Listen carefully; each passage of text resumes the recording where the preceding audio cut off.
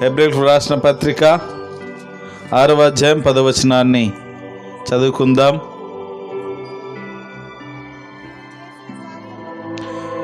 మీరు చేసిన కార్యమును మీరు పరిశుద్ధులకు ఉపచారము చేసి ఇంకను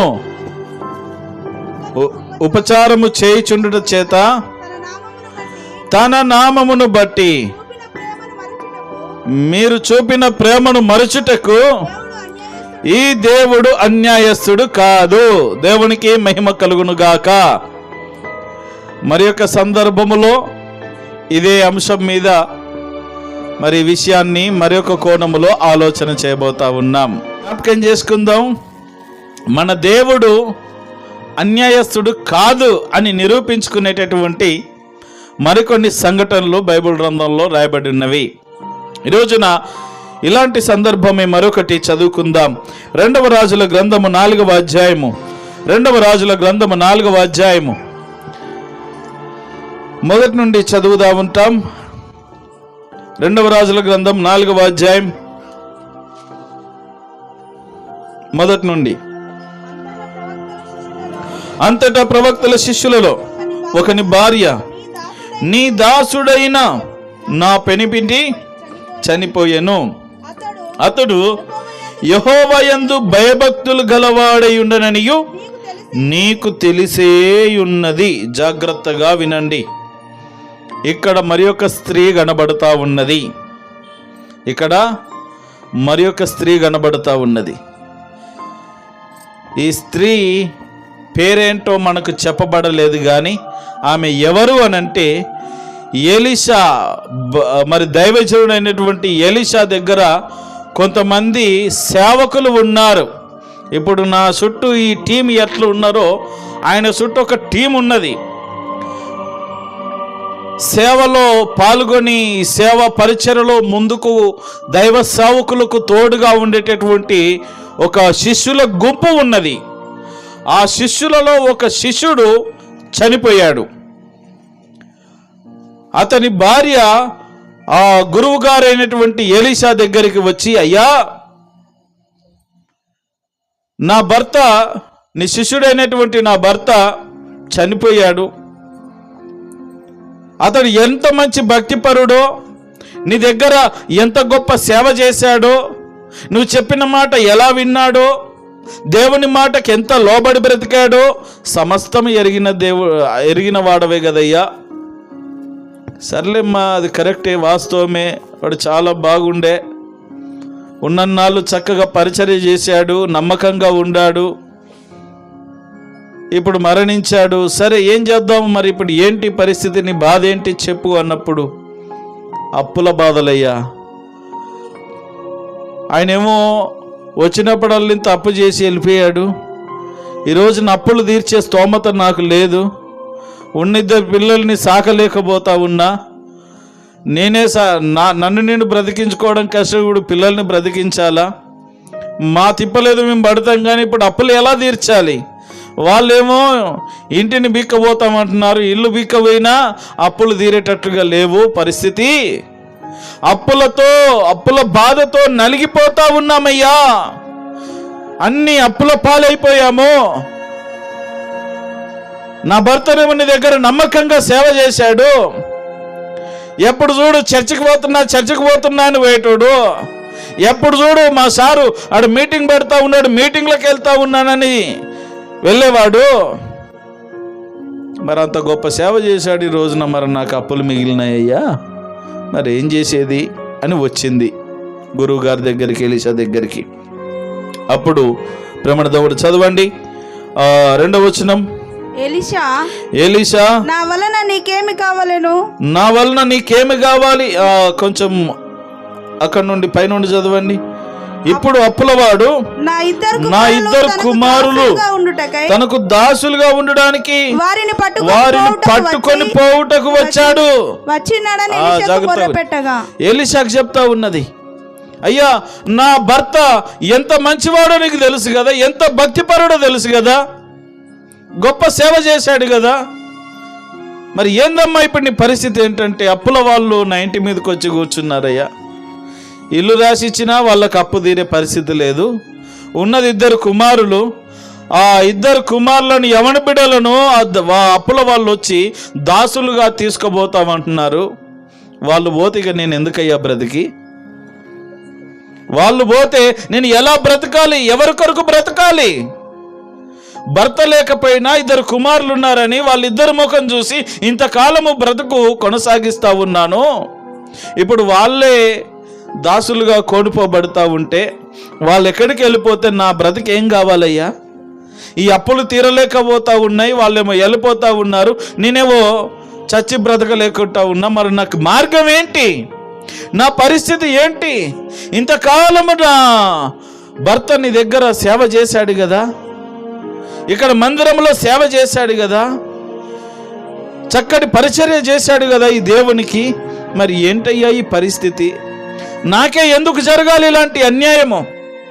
ఈ అప్పులు ఎలా తీర్చుకోవాలి స్వామి అని మొరపెట్టుకుంటున్నటువంటి తరుణములో ప్రేమణ దోంబిడ్లారా, దైవజనుడు ఇస్తున్నటువంటి సలహా చదవండి.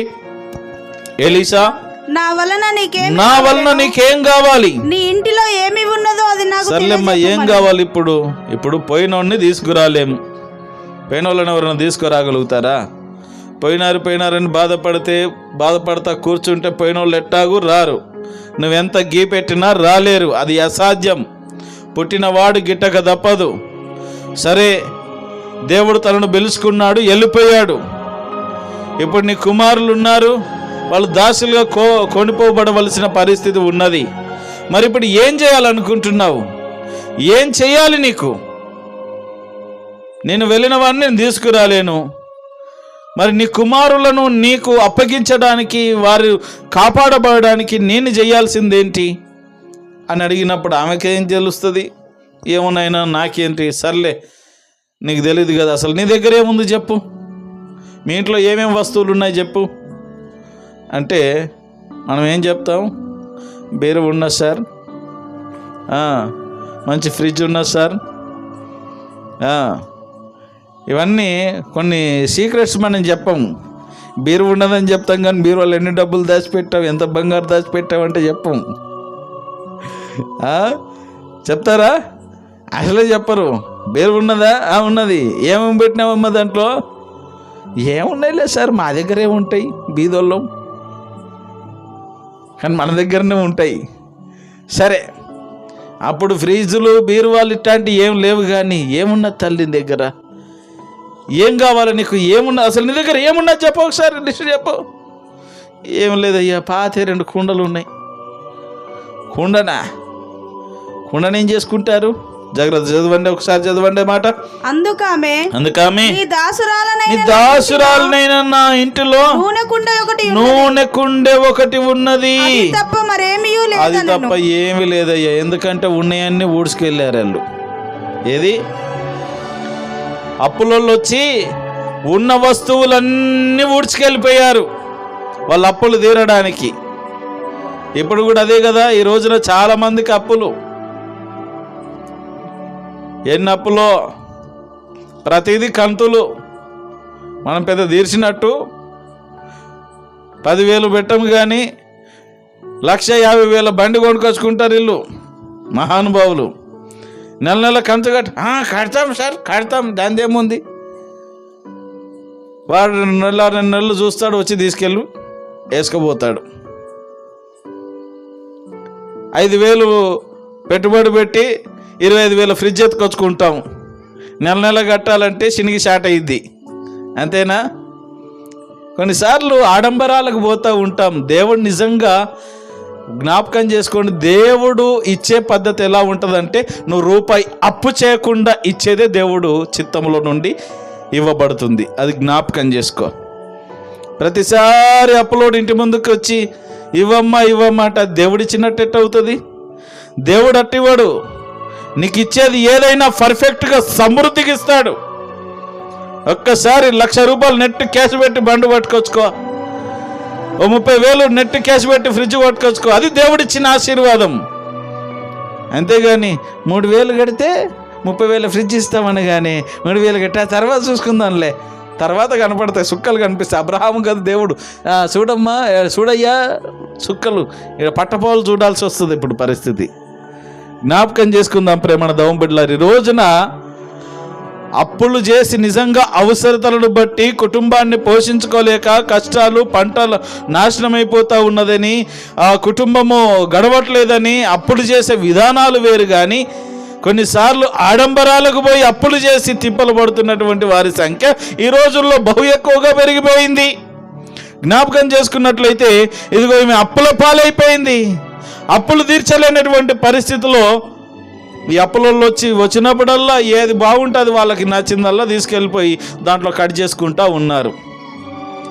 చివరికి ఆమె దగ్గర మిగిలింది ఏంటంటే తానున్న ఇల్లు, మరి ఏ గుడిసె ఉన్నదో ఆ గుడిసె, అందులో ఒక కుండే, దాంట్లో ఇంత నూనె ఉన్నది, ఆ కుండలో ఇంత నూనె ఉన్నది, 2 పిల్లలు ఉన్నారు. ఇప్పుడు తన ముందున్నటువంటి సమస్య ఏంటంటే 2 పిల్లల్ని దాసులుగా తీసుకుపోతామంటున్నారు. ఇక ఇంటిలో కుండ మాత్రమే ఉన్నది, ఈమె ఉన్నది. ఏం చేయలేని పరిస్థితి. నా ఇంట్లో ఏమున్నదయ్యా, ఉన్నదంతా ఊడ్చుకుపోయారు. ఉన్నది ఒకే ఒక్క కుండ, అందులో కాస్త నూనె ఉన్నదయ్యా. అంతేనా? అవునయ్యా. సరే కుండ పట్టుకురాపో. అమ్మమ్మ ఒక్క నిమిషం. ఆ కుండతో పాటుగా ఇంకా నీకు ఊర్లో నీ వీధిలో ఇంటింటికి పోయి అడుగు, ఎన్ని కుండలు దొరికితే అన్ని కుండలన్నీ తీసుకెళ్ళి నీ ఇంట్లో పెట్టుకోపో చెప్పాడు దైవ సేవకుడు. ప్రేమణ దోమ బిడ్డలారా, ఆ కుండను చక్కగా ఒక చోట పెట్టింది, పక్కింటికి వెళ్ళింది. అక్క ఒక కుండియవా, ఇస్తారా మీరు? ఇస్తారా? ఎవరైనా అప్పడుగుతే ఇస్తారా? బదులు రేపు వచ్చిన తర్వాత ఇస్తా, లేక కొత్త కుండ వచ్చినాక ఇస్తా, కానీ కొంచెం కుండిస్తావా? నా దగ్గర ఇదిగో, నా దగ్గర 2 ఉన్నాయక్క. సరే ఒకటి తీసుకెళ్ళు.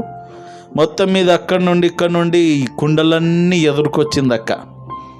ఏమే ఆ వీధి ఊరంతా తిరిగి ఆ ఊరిలో ప్రతి గడపకు వెళ్ళి కుండ అడిగి తెచ్చుకున్నది. ఎందుకు అడుగుతుందో ఈమెకు తెలీదు. దైవజనుడు ఒకటే చెప్పాడు, కుండలన్నీ తెచ్చుకొని నీ ఇంట్లో పెట్టుకొని నా దగ్గరికి రా. ఏవి? వట్టి కుండలు. ఆమె దగ్గర ఉన్నది ఒకటే నూనె కుండే, దాంట్లో కాస్త నూనె ఉన్నది. ఈమె నువ్వు అన్ని వట్టి కుండలు తెచ్చుకుంటా ఉన్నది, ఇల్లు నింపుతా ఉన్నది. ఇప్పుడు ఇంటిలో ఒక్క కుండ ఉన్నటువంటి ఆ ఇంటిలో ఇల్లు నిండా కుండలు అయిపోయినాయి. దైవజనుడి దగ్గరికి వచ్చింది, అయ్యా నువ్వు చెప్పినట్టే చేశాను, కుండలన్నీ ఆ ఇంట్లో మొత్తం తీసుకొచ్చుకున్నాను. ఇంకా ఏమన్నా ఎక్కడన్నా దాచిపెట్టినారేమో చూడమ్మా, ఎవరన్నా ఇవ్వకుండా ఒకసారి అడిగి చూడు, కాస్త బతిమలాడు, ఇంకేమన్నా చూడు. మళ్ళీ రౌండ్ వేసింది, ఇక ఎక్కడ లేవయ్య, అంత అయిపోయింది. ఇక ఊర్లో అసలు కుండలే లేవు, వాళ్ళందరి కుండలు నా దగ్గరనే ఉన్నాయి. ఇప్పుడు ఏం చేయాలో చెప్పు. నువ్వు చేయాల్సింది ఏం లేదు, ఇంటిలోనికి వెళ్ళు, తలుపులు వేసుకో, గట్టిగా ప్రార్థన చేయి. నీవు నీ కుమారులు మాత్రమే లోపల ఉండాలా. ఇరుగు పొరుగు వస్తారు, ఇరుగు పొరుగు వచ్చి, అక్క నా కుండ అడిగితే కదా, దేనికి అక్క? నా కుండ తీసుకుపోతుంది కదా, దేని కొరకు? వాళ్ళు వీళ్ళు వచ్చి చూస్తూ ఉంటారు. ఎవరు కనబడదు నీ ప్రార్థన. రహస్యమందున్న తండ్రికే నీ ప్రార్థన కనబడాలా, నీ బాధ కనబడాలా, ఆ రహస్య కార్యము దేవునికి మాత్రమే కనబడాలా. లోపలికి వెళ్ళు, తాళం వేయి, ప్రార్థన చేయి. 2 కుమారులను మోకాళ్ళ మీద ఉంచింది. ఆ తల్లి మోకాళ్ళ మీద ఉన్నది, ప్రార్థన చేసింది. ప్రార్థన అంతా అయిపోయినాక, ప్రార్థన అయిపోయిన వెంటనే ఆ నీ కుండలో నూనె ఉన్నది కదమ్మా, ఆ నూనె తీసుకొని ఈ కుండల్లో పోయి, దాంట్లో ఒక్క కుండలో సగం నూనె ఉంటే సగం కుండని నూనెతోని ఇవన్నీ కుండలు ఎట్లా నిండుతాయి? ఆమెకేం అర్థం కావట్లే. అనవసరంగా పోయినట్టున్న దైవ సేవకుని దగ్గరికి. ఏదో చేస్తాడనుకుంటే ఆయన ఏదన్నా అట్టనా తల్లిని 50,000 చేతిలో పెడతాడు అనుకున్నా, కానీ ఇట్టడి చేస్తాడని నాకు తెలీదు. మన ఆలోచనలు అట్టనే ఉంటాయి కదా. నీ దగ్గర సేవ చేశాడు కదయ్యా, మరేంటి, ఏమన్నా అనుకుంటే ఉన్నదా లేదా, ఏమన్నా చేస్తావా లేదా? ఏదైనా మా వాడికి ఏదైనా సీట్ ఇస్తావా లేదా? ఏదన్నా గొప్ప చేస్తావా లేదా? అలా వెళ్ళింది ఆమె. కానీ దైవజనుడు ఇలా చెప్పాడు. వెళ్ళింది, దైవజనుడు చెప్పినట్లు విశ్వాసముతో ఆ గ్లాసుతో చెంబుతో నూనెలో ముంచడం, ఆ కుండలో పోయడం. తీస్తా ఉంటే పోస్తా ఉంటే వస్తూనే ఉన్నది, పోస్తా ఉంటే వస్తున్నది. ఆ కుండలన్నీ నిండిపోతా ఉన్నాయి. ఆ వీధిలో ఈ వీధిలో, ఆ ఇంటిలో ఈ ఇంటిలో తెచ్చిన కుండలన్నీ నింపేసింది. చివరికి ఆ కుండ కూడా అన్ని కుండలు నిండిపోయినాయి. ఇప్పుడు ఏ కుండ కూడా ఖాళీగా లేదు. తెచ్చుకున్నది ఏ కుండలు? అన్ని ఖాళీ కుండలు. కానీ ఇప్పుడు అన్ని కుండలు యేసు నామమున నింపబడ్డాయి, అంతే. ఆమేన్. ప్రేమ దోమ బిడ్డలారా, జ్ఞాపకం చేసుకుందాం.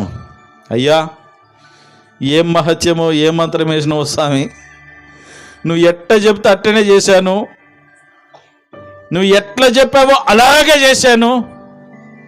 ఉన్న కుండలన్నిట్లలో నూనెనే, కుండ నిండి పొర్లుతున్నట్టుగా ఉన్నదయ్యా పరిస్థితి. ఇప్పుడు ఏం చేయాలా? ఇంకేం చేస్తావు తల్లి? అమ్ముకపో, చక్కగా నూనెంత అమ్ముకో. ఆ వీధి ఈ వీధి తిరిగి ఆ నూనెంత అమ్ముకొని చక్కగా డబ్బులు సంపాదించుకో. వచ్చిన దానితో నీ అప్పులు తీర్చుకో. ఏం చేయమన్నాడు? నీ బాధ ఏంటి? అప్పుల బాధ కదా. నీకు ఆదాయం లేదు కదా. నీ పిల్లలు దాసత్వంలోనికి వెళ్ళిపోతా ఉన్నారు కదా. ఇదిగో ఇన్ని కుండలు ఇప్పుడు దేవుడు నీకు ఇచ్చాడు కదా. ఆ కుండల్లో సమృద్ధి అనేటువంటి నూనెని ఇచ్చాడు కదా. ఇప్పుడు దాన్ని నువ్వు అమ్ముకొని వ్యాపారం చేసుకో, అమ్ముకో. వచ్చిన డబ్బులతో మొత్తం అప్పులన్నీ ఎవడి వానికి మొహాన కొట్టేసాయి. మిగిలిన దానితో నీవు నీ పిల్లలు చక్కగా బ్రతకండిక. ఏదో పని చేసుకొని బ్రతకండిక, అప్పుల జోలికి పోబాకండి అని చెప్పాడు. ప్రేమణ దోమ బిడ్డలారా, జ్ఞాపకం చేసుకుందాం. ఈ తల్లి అనుకొని ఉంటుందా? అనుకొని ఉండదా? ఖచ్చితంగా ఈ దేవుణ్ణి మా భర్త ఎప్పుడు చూడు దేవుడు దేవుడు దేవుడు దేవుడు అని ఏలిషై గారి దగ్గరికి పదే పదే అంటే చర్చ అన్నాడు, అంటే ప్రార్థన అంటాడు. ఇలా వెళ్ళి అంత అప్పులు చేసి మిగిల్చాడు పనికిమాలినోడు.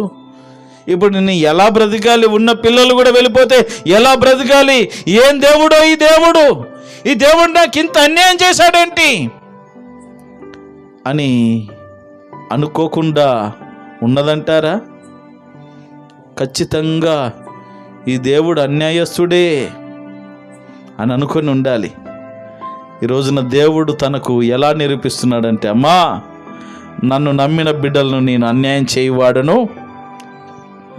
దేవుడు తనను నమ్మిన భక్తులకు అన్యాయము చేయువాడు కాదు. నువ్వు అప్పుల్లో ఉంటే అప్పుల్లోనే ముంచివేసేవాడు కాదు. నువ్వు బాధలో ఉంటే బాధలోనే నిన్ను ముంచివేసేవాడు కాదు.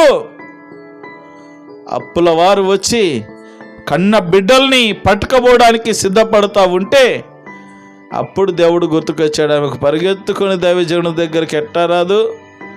కొన్నిసార్లు బాగున్నప్పుడు మనం రావండి, బాగున్నప్పుడు రండమ్మా, ప్రార్థనకు రండి. వస్తాంలే సార్, మీరు పోండి, అట్ట పోండి, మేము వస్తాం. మీ ఏంటంటే మీ బండి వేసుకొని వస్తాం పండు అన్నట్టుగా చెప్తారు. మా బండి ఏంటో మీ బండి వేసుకొని వస్తున్నట్టు చెప్తారు. వచ్చేదిలే పోయేదిలే. ఎప్పుడు వస్తారు? అప్పులోళ్ళు ఇంటి ముంగడ కూర్చొని ఇస్తావా ఇవ్వా కొంప మీదకి వచ్చినాక అప్పుడు దేవా, అప్పుడు ఏం చేస్తామంటే 40 రోజుల భక్తి చేస్తాం. వద్దంటుంటే వస్తాం ఇక ప్రార్థనకు, వద్దంటే మోకాళ్ళు వేస్తాం. ఎక్కడ లేని భక్తి వస్తుంది. మోకాళ్ళ ప్రార్థన ఒట్టప్పుడు మోకాళ్ళ నొప్పులు సార్, ఏడ మోకాళ్ళు ఆ గట్లల్లో తిరిగి మోకాళ్ళు కొట్టుకపోతున్నాయి. మోకాళ్ళ నొప్పులు ఇవన్నీ అరిగిపోయినాయి అంట. ఈ కష్టం వచ్చినప్పుడు ఏది కనబడదు. ఇక అప్పుడు మోకాళ్ళు వేస్తే దేవుడు ఎట్టయినాడు ప్రార్థన? అదే నువ్వు ముందు నుండి మోకాళ్ళు వేస్తే దేవుడు ఎందుకినాడు? జ్ఞాపకం చేసుకుందాం. దేవుడు మనకు అన్యాయం చేసేవాడు కాదు. ఒకవేళ నువ్వు ఏ స్థితిలో ఉన్నా సరే, అప్పుల బాధలు కానీ, ఆర్థిక ఇబ్బందులు కానీ, ఏ కష్టం నష్టం, నేను ఎన్ని భక్తి చేస్తూ ఉన్నాను సార్, ప్రతి ఆదివారం మందిరానికి వెళ్తూ ఉన్నాను, చక్కగా దేవుని స్తుతిస్తాను, అది చేస్తాను, కానుకలుస్తాను, ఎన్ని చేస్తూ ఉన్నాను, కానీ ఇదిగో నాకున్న సమస్య ఇది, మరి నాకెందుకు ఇలా జరగాలి అనేటటువంటి ఒకవేళ ప్రశ్న, అలాంటి ప్రశ్న ఒకవేళ నీలో ఉంటే ఈరోజు నీ వాక్యాన్ని బట్టి నువ్వు జ్ఞాపకం చేసుకోవాలా, నీ దేవుడు నీకు అన్యాయం చేయవాడు కాదు. నీ దేవుడు నీకు మార్గము చూపించేవాడు.